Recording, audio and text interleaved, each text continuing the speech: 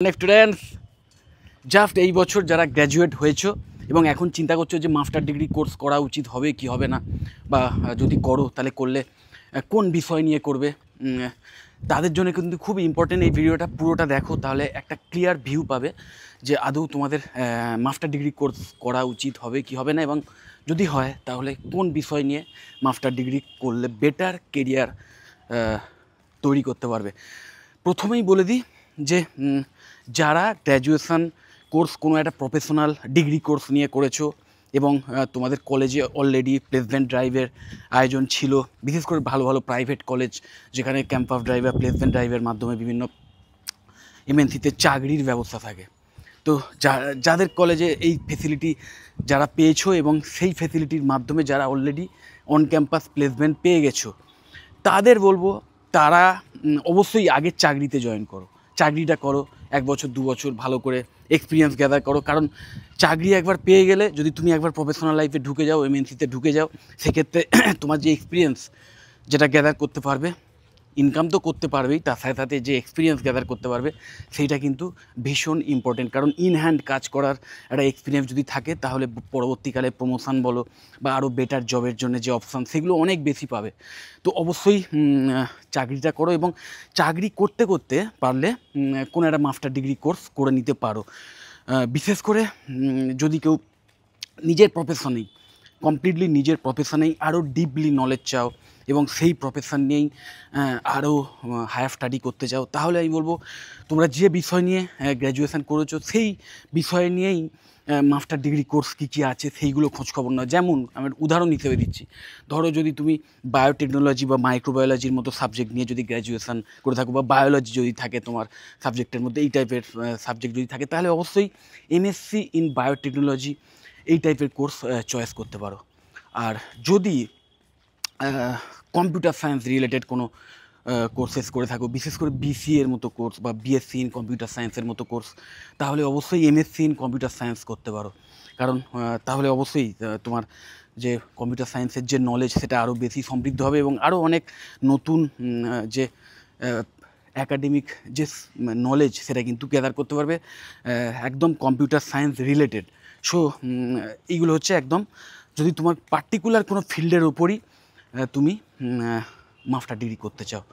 আর যদি তোমরা ধরো নিজের সাবজেক্ট শুধু নয়, তুমি চাইছো যে আমি একটা এমন নলেজ নিতে, এমন স্কিল সেট তৈরি করতে যাতে যে কোনো বিজনেস, যে কোনো এমএনসিতে আমি একটা ম্যানেজমেন্ট লেভেলে পোস্ট পেতে পারি বা অ্যাডমিনিস্ট্রেটিভ লেভেলে পোস্ট পেতে পারি। কারণ তুমি অলরেডি দেখেছো যে তোমাদের কোম্পানিতেও তুমি যেখানে চাকরি পেয়েছো সেখানেও আলটিমেটলি প্রত্যেকটা ডিপার্টমেন্টের ছোট বড় মেজর নানা রকম ম্যানেজাররা আছে বা বিভিন্ন অ্যাডমিনিস্ট্রেটিভ লেভেলে বিভিন্ন এমপ্লয়িজরা আছে যারা বেশ হ্যান্ডসাম স্যালারি নিয়ে চলে যায়। তো যদি এই টাইপের কাজ পছন্দ করো, যদি এই টাইপের ম্যানেজমেন্ট লেভেলের কাজ করতে পছন্দ করো, তাহলে কিন্তু অবশ্যই এমবিএ হচ্ছে এবং একমাত্র কোর্স যেটা তুমি চয়েস করতে পারো। এমবিএর বিভিন্ন স্পেশালাইজেশান আছে, সেই নিজের স্পেশালাইজেশান চয়েস করবে। ভালো ভালো কলেজে কিন্তু ডুয়েল স্পেশালাইজেশানের সুযোগ দেয়, তো সেই সুযোগটাও তোমরা নিতে পারো। আর মনে রাখবে, যারা ওয়ার্কিং তারা অবশ্যই, যারা চাকরি করছো তারা তো ফুল টাইম মানে রেগুলার গিয়ে গিয়ে ক্লাস করতে পারবে না, সেক্ষেত্রে তোমরা ডিস্ট্যান্সে যে এমবিএ বা ডিস্ট্যান্সে যে সমস্ত কোর্সগুলো করানো হয় মাস্টার ডিগ্রি, সেগুলোর অপশানস নিতে পারো।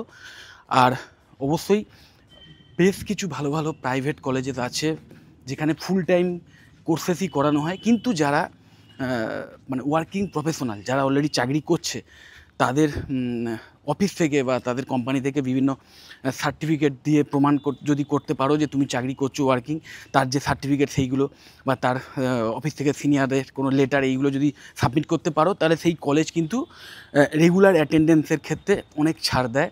প্লাস এক্সট্রা এখন নিশ্চয়ই জানো ভালো ভালো কলেজে স্মার্ট ক্লাসরুমের ব্যবস্থা হয়েছে, তো সেই ক্লাসরুমের পুরো রেকর্ডেড ভিডিও তোমাদের কাছে পাঠিয়ে দেওয়া হবে। তোমরা কিন্তু ফ্রি টাইমসে বা রাত্রে যখন তোমার কাজ নেই বা ছুটির দিনে, সেই সময়ও তোমরা কিন্তু পড়াশুনো করে তোমরা কিন্তু মানে পড়াশোনাটা চালিয়ে যেতে পারো। এবং যদি কোনো কনফিউশন থাকে সেক্ষেত্রে কিন্তু ফ্যাকাল্টি মেম্বারদের সাথে অনলাইন ভিডিও কনফারেন্স বা চ্যাটের মাধ্যমে তোমরা কিন্তু নিজের কনফিউশন দূর করতে পারবে। স্টাডি মেটেরিয়াল সব কিছুই কিন্তু তোমাদের অনলাইনে প্রোভাইড করা হবে। এমন কিন্তু বেশ কিছু কলেজে আছে যারা ফুল টাইম কোর্সেস করে, কিন্তু ওয়ার্কিং প্রফেশনালদের জন্য অনেক ফ্লেক্সিবল মানে স্কেডিউল তারা কিন্তু ফলো করে। সো অবশ্যই তোমরা ফুল টাইম MBA বা এই টাইপের যে প্রফেশনাল কোর্সেস যেগুলো বললাম, এই টাইপের কোর্স, সেইখানে ওয়ার্কিং প্রফেশনালদের জন্য এইরকম ফেসিলিটি দেওয়া হয় কিনা সেটা কলেজ টু কলেজ ভ্যারি করতে পারে। সেটা খোঁজ নিয়ে তোমরা এই সব কোর্সে অ্যাডমিশান নিয়ে নিতে পারো। আর মনে রাখবে, চাকরি যদি করো তাহলেও মাস্টার ডিগ্রি একটা করে নিলে না, ভবিষ্যতে মানে প্রমোশনের ক্ষেত্রে তুমি তোমার চাকরিতেই, তোমার নিজের কোম্পানিতেই প্রমোশনের ক্ষেত্রে, স্যালারি হাইকের ক্ষেত্রে অনেক বেশি অ্যাডভান্টেজ পাবে। শুধু তাই নয়, যদি তুমি কোম্পানি চেঞ্জও করো সেক্ষেত্রেও অনেক বেশি হাই ডেজিগনেশানে সেখানে পোস্টিং পাওয়ার একটা সুযোগ পাবে যদি তোমার মাস্টার ডিগ্রিটা কমপ্লিট করা থাকে। তো এইগুলো গেল হচ্ছে যারা অলরেডি চাকরি পেয়েছো তাদের জন্যে। এবার বলি, যারা ধরো চাকরি পাওনি, অনেক কলেজ আছে যেখানে প্লেসমেন্ট ড্রাইভের আয়োজন হয়, কিন্তু তাও প্রচুর স্টুডেন্ট চাকরি পায় না।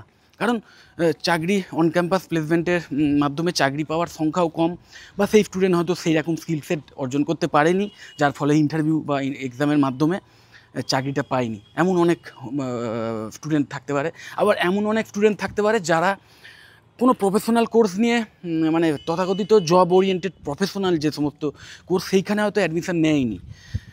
জেনারেল যে সাবজেক্ট কোর্সগুলো আছে, ব্যাচেলার অফ আর্টস বা ব্যাচেলার অফ কমার্স বা ব্যাচেলার অফ সায়েন্স, এই টাইপের নর্মাল যে জেনারেল যে সাবজেক্টগুলো, যেগুলোকে অ্যাকাডেমিক গ্র্যাজুয়েশান কোর্সেস বলা হয়, সেইগুলো নিয়ে ধরো পড়াশুনো করেছে এবং সেই কলেজে হয়তো কোনো প্লেসমেন্ট ড্রাইভ বা এই সমস্ত কোনো ব্যাপারই হয়তো নেই। এমন অনেক কলেজ আছে। তো তাদের জন্য আমি বলবো, তারা তো প্রথম কথা নিজে নিজে চাকরি খুঁজিয়ে বার করে, কারণ তোমার মধ্যে তুমি যে কোর্সটাও করেছো সেই কোর্সটা প্রথম কথা কোনো প্রফেশনাল কোর্স নয়, সেটা একটা অ্যাকাডেমিক কোর্স। তুমি অনেক কিছু শিখেছো, বা এই মানে শিখেছো মানে কি, পড়েছো, অনেক কিছু নলেজ নিয়েছো, কিন্তু আলটিমেটলি প্রফেশনাল লাইফে কীভাবে কাজ করতে হয় তার কোনো এক্সপিরিয়েন্স তোমার নেই, বা সেই রকম কোনো ট্রেনিংও তোমাদের কলেজ থেকে দেওয়া হয়নি, আর প্লেসমেন্টের সুযোগ তো পাবোইনি। তাহলে তোমাদের আমি বলবো, অবশ্যই অবশ্যই এবং অবশ্যই আরও 2 বছর পড়াশোনার পেছনে দাও। 2 বছর পড়াশোনার পেছনে দিয়ে, ওই যেটা বললাম, যদি নিজের সাবজেক্ট নিয়েই হায়ার স্টাডি করতে যাও তাহলে নিজের সাবজেক্ট নিয়েই এমন কোনো মাস্টার ডিগ্রি কোর্স করো যেটা প্রফেশনাল হয়, যেটা কিন্তু তোমাকে কমপ্লিটলি ওই মানে মাস্টার ডিগ্রিটা কমপ্লিট করার পরেই ডাইরেক্ট একটা চাকরি পাওয়ার সুযোগ করে দেয়। এবং মনে রাখবে, তুমি যদি অন্ধের মতো, ধরো তুমি ব্যাচেলার অফ আর্টস নিয়ে পড়াশোনা করো, এখন যদি তুমি মাস্টার অফ আর্টস নিয়েই পড়াশোনা করো, হিস্ট্রি বা এরকম কোনো বিষয় নিয়ে বা বেঙ্গলি নিয়ে, তাহলে শুনতে খারাপ লাগলেও এটা ঠিক যে আর যাই হোক, কোনো এমএনসিতে চাকরির কিন্তু তেমন সুযোগ পাবে না। ঠিক আছে? কারণ এই সমস্ত ব্যাপারগুলো, এই সমস্ত সাবজেক্টগুলো হয়তো অ্যাকাডেমিক লাইনে তোমাকে অনেক বেটার জায়গায় নিয়ে যেতে পারে, বা এইগুলো রিসার্চ লাইনে হয়তো প্রচুর অপশানস আছে, বা পড়ানোর লাইনে মানে টিচিং প্রফেশনে যদি যেতে চাও সেক্ষেত্রে হয়তো ভালো অপশানস পেতে পারো, বা সরকারি চাকরির ক্ষেত্রে হয়তো অপশানস পেতে পারো। কিন্তু প্রাইভেট এমএনসিতে কিন্তু চাকরি পেতে গেলে প্রফেশনাল কোর্সেস চয়েস করতে হবে। এবার আমি বলবো, যারা আর্টস নিয়ে পড়াশুনো করেছো তাদের 2 কোর্সের আমি অপশানস দেবো। আর্টসের যে কোনো সাবজেক্ট নিয়ে যারা গ্র্যাজুয়েশন করেছো তারা কিন্তু হয় MBA, যেটা আগেই বলেছিলাম, MBA এমন একটা কোর্স যেটা কিন্তু যে কোনো সাবজেক্ট নিয়ে গ্র্যাজুয়েশন করার পর তোমরা কিন্তু এই MBA করতে পারো, এবং MBA করলে কিন্তু যে কোনো কোম্পানিতে অ্যাডমিনিস্ট্রেটিভ লেভেলে চাকরির সুযোগ থাকে। ওকে? আর সেকেন্ড অপশান হচ্ছে, যারা একটু ক্রিয়েটিভ মাইন্ডেড, যারা ক্রিয়েটিভ লাইনে গিয়ে কাজ করতে চাও, তাদের জন্য কিন্তু MSc ইন মিডিয়া সায়েন্স ভীষণ ভালো কোর্স, ভীষণ ক্রিয়েটিভ কোর্স। এই কোর্সটিও কিন্তু তুমি যে কোনো স্ট্রিম থেকে যদি গ্র্যাজুয়েশন কমপ্লিট করো সেক্ষেত্রে কিন্তু MSc মিডিয়া সায়েন্স করতে পারো। প্রফেশনালভাবে কীভাবে ফটোগ্রাফি, ভিডিওগ্রাফি এইগুলো করতে হয়, বা এডিটিং করতে হয়, কীভাবে মানে জার্নালিজমের খুঁটিনাটি, দেন ভিডিও এডিটিং বা এই সমস্তগুলো, বা ভিডিও যে স্পেশাল এফেক্ট, ওকে, কীভাবে স্ক্রিন প্লে রাইট করতে হয়, কীভাবে শুধু স্ক্রিন প্লে নয়, যে কোনো কন্টেন্ট রাইটিংয়ের টোটাল টেকনিক, এই সব কিছুই কিন্তু এই কোর্সে শেখানো হয়। এবং সবচেয়ে বড় ব্যাপার যে এই কোর্সে ডিজিটাল মার্কেটিং শেখানো হয়, যেটা কিন্তু মোটামুটি যে কোনো বিজনেস ইন্ডাস্ট্রিতে কিন্তু মার্কেটিংয়ের একটা প্রধান অস্ত্র ডিজিটাল মার্কেটিং।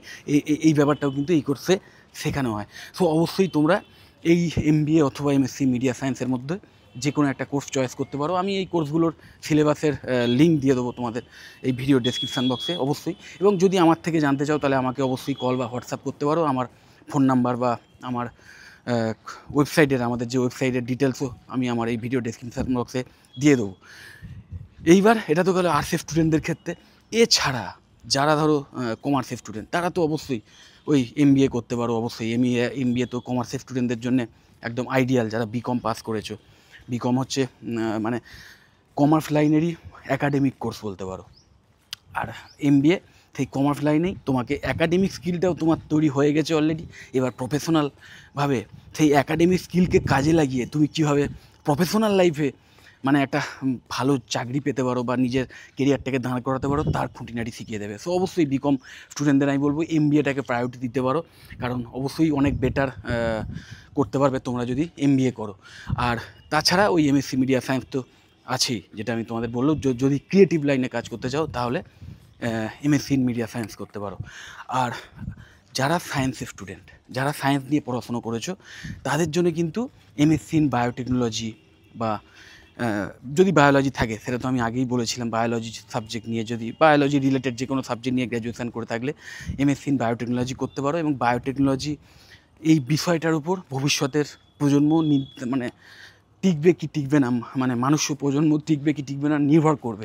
সো ভীষণ ফিউচারিস্টিক সাবজেক্ট। এই MSc বায়োটেকনোলজি করে নিলে প্রচুর চাকরির অফার পাবে, প্রচুর রিসার্চ ওরিয়েন্টেড কাজের সঙ্গে জড়িত হতে পারবে।